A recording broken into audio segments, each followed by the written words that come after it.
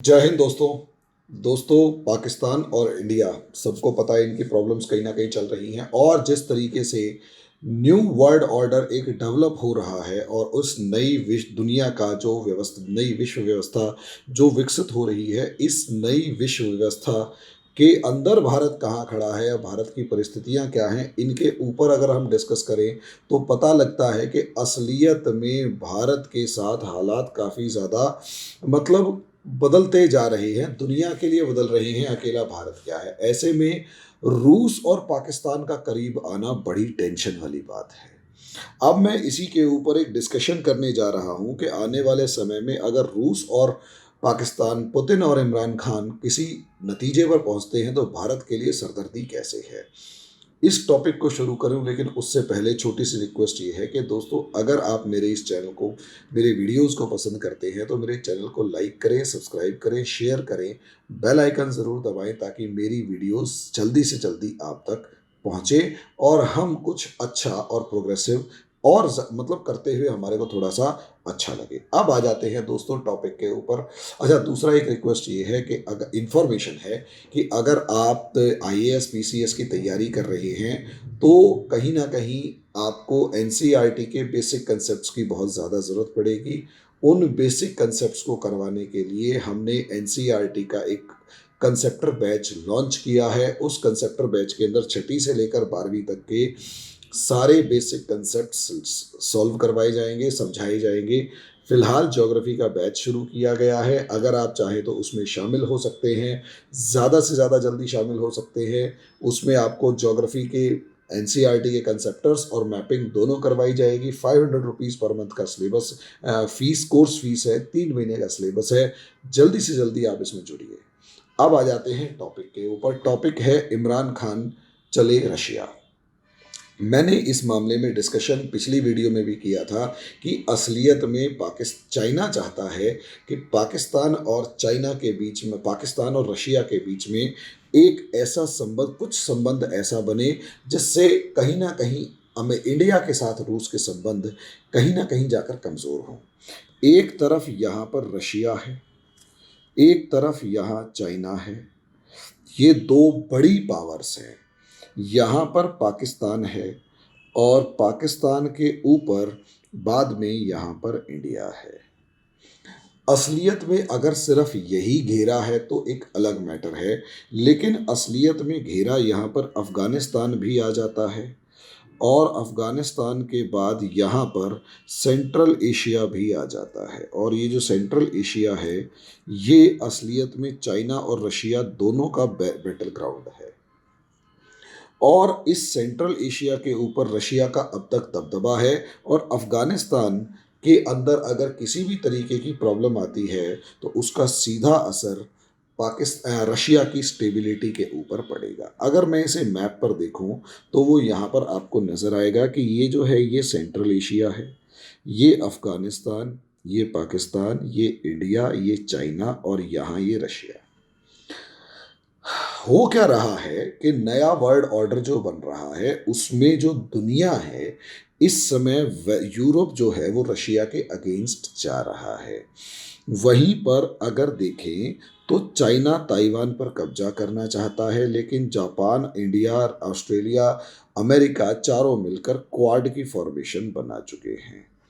लेकिन रशिया और इंडिया के रिलेशंस जो हैं वो लगभग आज़ादी के बाद से बहुत अच्छे रहे हैं और 71 वॉर के बाद तो बहुत ही बढ़िया रहे हैं। वहीं पाकिस्तान और रशिया के relations cold war time period से खराब ही रहे हैं। अब ऐसी सिचुएशन में आप देखें कि रशिया और पाकिस्तान की ट्रेडिशनल दुश्मनी है और इंडिया और रशिया की बहुत अच्छी दोस्ती है।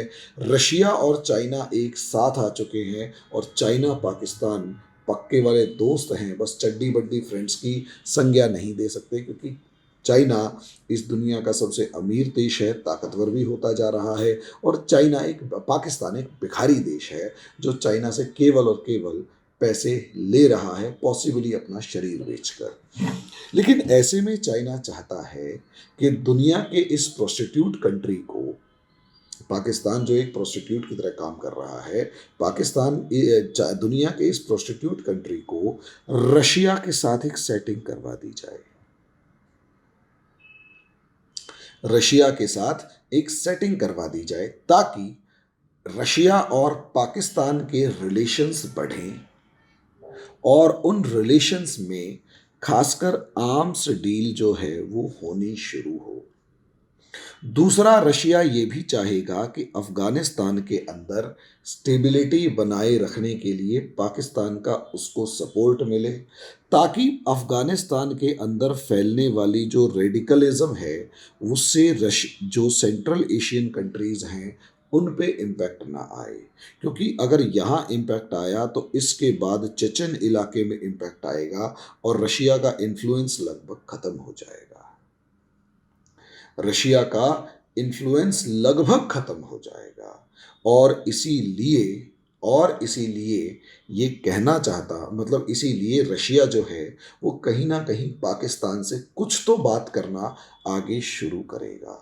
लेकिन पाकिस्तान रशिया इंडिया की आर्म्स मार्केट को तो इग्नोर कर नहीं सकता, क्योंकि पाकिस्तान तो भिखारी देश है, वो तो रशिया से सिर्फ और सिर्फ पैसा लेने आ रहा है और भरोसेमंद है नहीं, कब कौन सी टेक्नोलॉजी किस देश को बेच खाए पता नहीं, तो पाकिस्तान के ऊपर भरोसा नहीं। रशिया इंडिया को छोड़ना नहीं चाहता। चाइना का दबाव रशिया पर इतना ज़्यादा है, चाइना का दबाव रशिया पर इतना ज़्यादा है कि अगर चाइना और पाकिस्तान एक नहीं हुए, मतलब चाइना और पाकिस्तान, मतलब रशिया पाकिस्तान के साथ नहीं गया, तो हो सकता है रशिया को कुछ कॉन्सिक्वेंसेस यानी प्रभाव या समस्याएं झेलनी पड़ जाएं। तो अंदाज़ा लगाकर देखिए, कॉम्प्लेक्स रिलेशन है। ऐसे में चाइना कामयाब हुआ और पिछले 23 सालों से ना तो कोई प्रधानमंत्री पाकिस्तान का रशिया गया, ना ही रशिया का कोई चीफ पाकिस्तान आया। पहले भी कोशिश ऐसी हुई और शोर मचता रहा कि पुतिन पाकिस्तान आ रहे हैं, पुतिन पाकिस्तान आ रहे हैं, लेकिन कहीं ना कहीं उस शोर का जो है कुछ खास सा फायदा नज़र नहीं आया, क्योंकि पुतिन नहीं गए और पाकिस्तान तिलमिला के रह गया।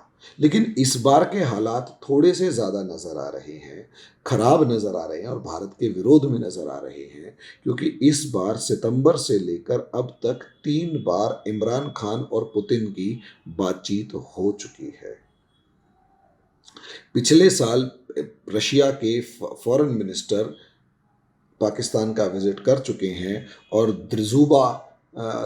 रुत्ज़बा नाम के जो वॉर एक्सरसाइज है, मिलिट्री एक्सरसाइज, वो रशिया और पाकिस्तान कर चुके हैं। यानी कहीं ना कहीं रशिया और पाकिस्तान जो हैं वो एक दूसरे के करीब जाते जा रहे हैं। यहाँ तक तो ठीक है, लेकिन असलियत में रशिया और पाकिस्तान के बीच में एक समझौते की संभावना है, और अगर वो समझौता हुआ तो भारत के लिए वो समझौता यूं समझ लीजिएगा सबसे टेढ़ी खीर होगा, क्योंकि भारत अपनी मिलिट्री सप्लाईज के बड़े हिस्से के लिए रशिया के ऊपर डिपेंडेंट है, और क्योंकि भारत बड़े हिस्से के लिए रशिया के ऊपर डिपेंडेंट है और रशिया जो है वो इंडिया से कहीं ना कहीं, इंडिया मतलब रशिया भी इंडिया से मार्केट के ऊपर डिपेंडेंट है, लेकिन कहीं ना कहीं पाकिस्तान को रशिया एक चिप की तरह इस्तेमाल कर रहा है, बार्गेन चिप की तरह।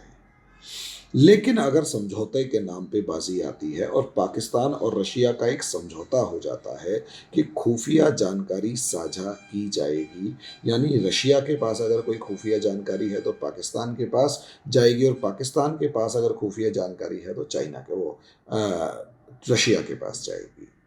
ऐसे में रूस के पास पॉसिबली ऐसी बहुत सारी इंफॉर्मेशंस हो सकती हैं जो कि इंडिया के अगेंस्ट जा रही हों, चाहे अलग अलग इलाकों में, या फिर इंडिया के अलग अलग इक्विपमेंट से लेकर दूसरी इंफॉर्मेशन। अगर ये सब चीज़ें पाकिस्तान को पता लगी या अल्टरनेट फॉर्म में चाइना को पता लगी तो कहीं ना कहीं इंडिया की सिक्योरिटी के ऊपर भी बुरा असर पड़ेगा, और रशिया जो हमारा एक बहुत पक्का दोस्त है उससे कहीं ना कहीं दूरियां बढ़ेंगी, जिसका डायरेक्ट इम्पैक्ट हमारी मिलिट्री सप्लाईज और सिक्योरिटी के ऊपर होगा। आगे क्या होता है, कहाँ तक जाते हैं, वो वक्त बताएगा। अभी के लिए तो ये कहा जाएगा कि हालात खराब हैं। अभी के लिए इतना ही। धन्यवाद।